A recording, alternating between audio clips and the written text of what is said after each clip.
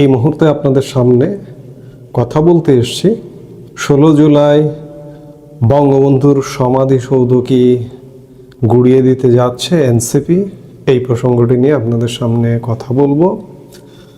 আপনারা বেশ কয়েকদিন যাবতে উদ্বিগ্ন বা বিভিন্ন মাধ্যম থেকে সংবাদ পেয়েছেন যে এই জুলাই মাসে বঙ্গবন্ধুর সমাধি স্থল গোপালগঞ্জের টুঙ্গিপাড়ায় অবস্থিত, সেটি গুড়িয়ে দেওয়া হবে, একটা নোংরামি কাজ করা হবে।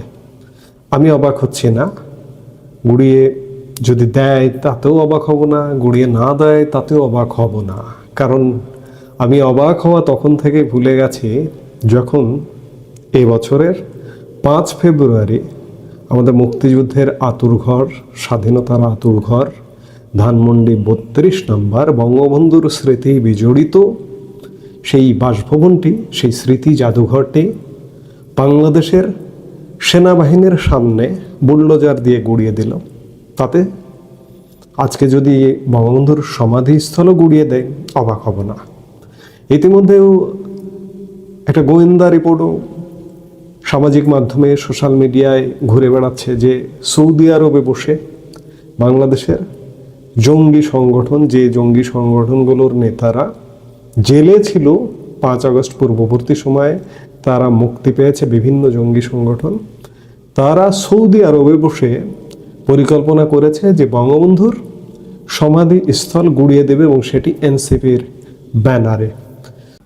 সূত্রের খবর বলছে যে সৌদি আরবে অনুষ্ঠিত এক গোপন বৈঠকে টুঙ্গিপাড়ায় শেখ মুজিবুর রহমানের সমাধিতে ভয়াবহ নাশকতার পরিকল্পনার অনুমোদন দেওয়া হয়।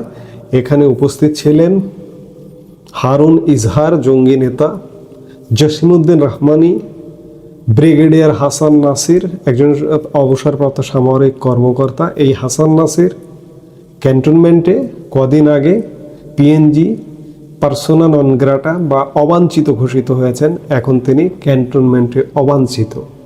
এই হাসান নাসির এবং সুন্নাহ ফাউন্ডেশনের শীর্ষ নেতারা সৌদি আরবে বসে বৈঠক করেছেন, যে তারা সেই বৈঠকে সিদ্ধান্ত নিয়েছেন যে এনসিপির ব্যানারে বঙ্গবন্ধুর সমাধি স্থল গুড়িয়ে দেবেন। এবং এই যখন জল্পনা কল্পনা আলাপ আলোচনা, তখন আজ বিকেলে, আজকে 15 জুলাই বিকেলে আমরা কি দেখলাম, সার্জিস আলম ঘোষণা দিলেন ফেসবুকে যে 16 জুলাই মার্চ টু গোপালগঞ্জ।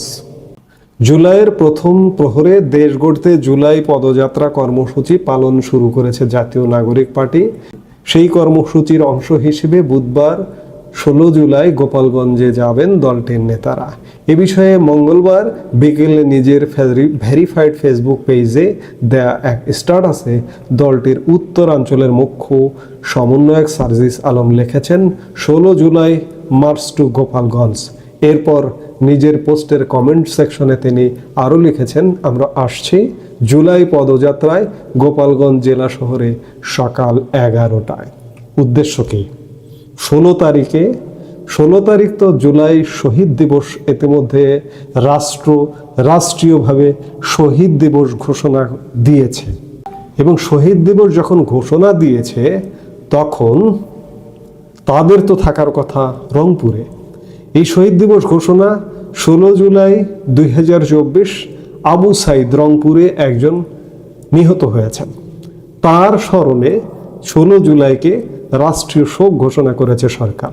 তাহলে এনসিপি কিংবা পুরো রাষ্ট্র ব্যবস্থার তো রংপুরে থাকবার কথা, কিন্তু তা না করে 16 জুলাই মার্চ টু গোপালগঞ্জ কেন এনসিপির?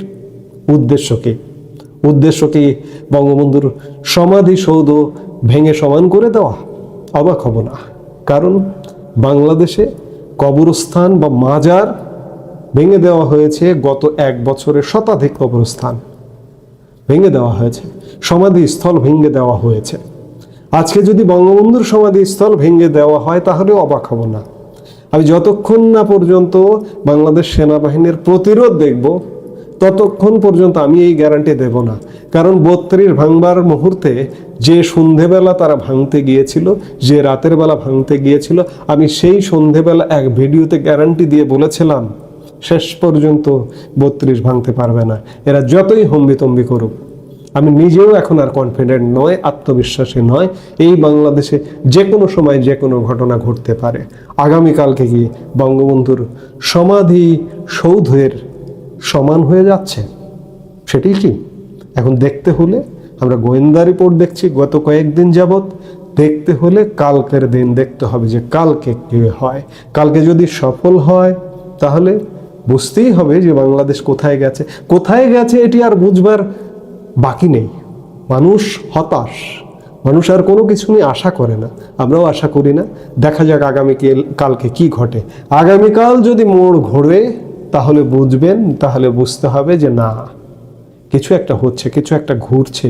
কারণ নানা সমীকরণ, নানা পরিসংখ্যান বলছে, আন্তর্জাতিক বিশ্ব বলছে, অভ্যন্তরীণ পরিস্থিতি বলছে যে ডক্টর ইউনূসের তলার মাটি সরে যাচ্ছে।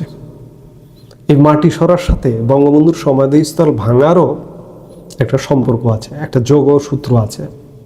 এখন দেখার বিষয় যে আগামীকাল কি ঘটছে, আমরা সে পর্যন্ত দেখব।